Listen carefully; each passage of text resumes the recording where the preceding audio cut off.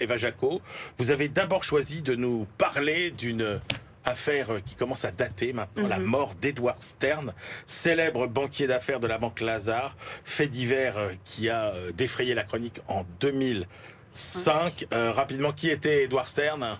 Eh bien, il avait la réputation d'être un money maker les plus puissants de sa génération. Et cette histoire, finalement, elle est un peu surprenante parce qu'un jour, on découvre donc la mort d'Edward Stern en 2005.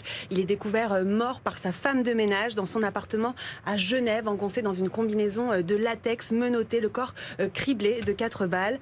Alors, malgré des allures de crime passionnel, eh bien, beaucoup de théories ont été évoquées à l'époque. Alors, pour rappel, cet Edward Stern, c'est un banquier talentueux. Il a relancé la banque Stern et puis ensuite il est passé par l'Empire Rivaux, puis par la banque Lazare. Il appartenait au Gotham. C'était un proche également de Nicolas Sarkozy. Il avait une réputation sulfureuse surtout. Et alors, donc là, c'est le livre d'Éric Routhier, le fils du serpent, qui raconte cette histoire.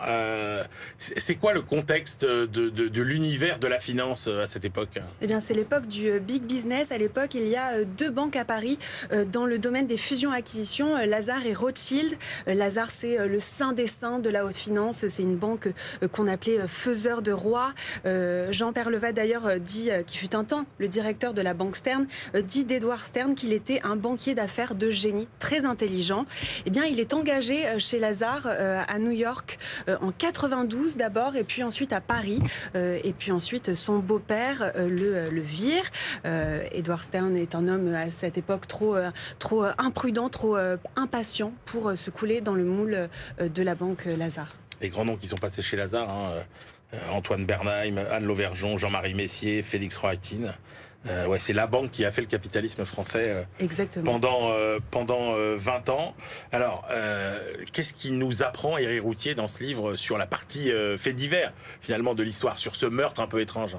Oui, alors c'est un meurtre étrange. En effet, on apprend que la police à l'époque découvre que les affaires d'Edward Stern, eh bien, elles croisent des dossiers assez sensibles. Edward Stern avait d'ailleurs engagé plusieurs actions judiciaires à l'encontre de la banque Rhodia, et il avait aussi des liens avec des oligarques russes. Il avait des affaires sur l'immobilier. Enfin, bref, il se sentait menacé. Mais bon, comme vous le savez tous, en définitive, c'est bel et bien un crime passionnel. C'est Cécile Brossard, sa maîtresse, qui ne tardera pas à avouer son meurtre. Alors, deuxième livre que vous avez choisi, Eva Jaco. Alors, on reste dans le domaine de la finance, mais est-ce que la fiction dépasse la réalité de l'affaire Stern, finalement, avec ce livre de Bret Easton Ellis, Les éclats, dernier roman donc, qui retrace sa jeunesse et les prémices de ses romans suivants. Alors justement, dans Les éclats, il reparle d'American Psycho, et nous, on se replonge à l'occasion sur American Psycho. Et c'était il y a 30 ans. Alors c'est une manière de rendre hommage à Bret Easton Ellis, cet auteur qui dissèque l'Amérique. Alors ce livre, il a été publié 4 ans après le krach boursier d'octobre 87. Et il retrace, il met en scène les loups de la finance de Wall Street des années fric, des années Reagan. Il a été publié donc en 91. C'est un roman noir qui a fait polémique. Avant même sa sortie, il est accusé d'être... donc, il décrit les excès de Wall Street, mais c'est un livre très violent. De quoi ça parle ? Eh bien, c'est l'histoire d'un golden boy new-yorkais, Patrick Bateman, un anti-héros inspiré par un youpi de Wall Street. Il est conseiller de gestion en patrimoine chez Pierce & Pierce. Il est membre de club UB, il se déplace en limousine, il s'habille avec des costumes hors de prix, il met des crèmes de luxe, il a des gadgets high-tech, il sort dans tous les restaurants chics. C'est un copain d'Edward Stern ou... On a l'impression, en écrivant comme ça. Il a, dans le roman, il dit plusieurs fois qu'il a un modèle, c'est Donald Trump. Et j'y viens. Et le code de son Amex Platine, c'est cool quand même. Ouais. Et tout cet envie de rendement, finalement, le rend fou. Enfin, c'est un psychopathe. Alors, c'est l'environnement qu'on retrouve aussi dans Le Bûcher des Vanités, le film Wall Street, c'est un peu cette ambiance-là. Oui, c'est tout à fait ça. C'est la période de la toute-puissance des banquiers qui se battent pour récupérer les portefeuilles de chacun.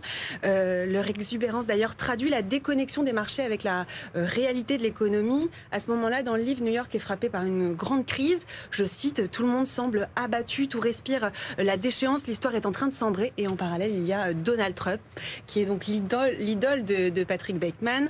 Il s'identifie à lui, il veut lui ressembler. C'est une obsession, en fait, dans ce roman.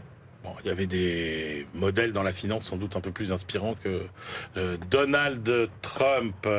Alors, vous avez rapidement quelques films aussi à nous conseiller. Oui. Voilà, c'est l'été, si jamais il fait mauvais, voilà, que vous pouvez pas sortir.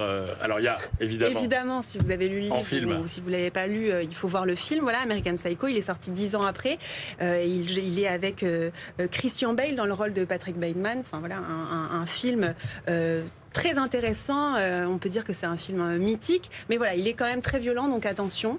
C'est comme le livre, c'est très violent. Et puis il y a aussi The Big Short, sorti en 2015 sur la crise des subprimes. Je crois que vous en avez déjà parlé, Emmanuel, dans la librairie de l'Écho. Oui, on en a déjà parlé. C'est très instructif, c'est un bon film. Ouais, effectivement. Et pas du tout violent. Voilà. Non, c'est pas du tout violent. Christian et Jean-Marc en avaient fait la critique. Merci Eva.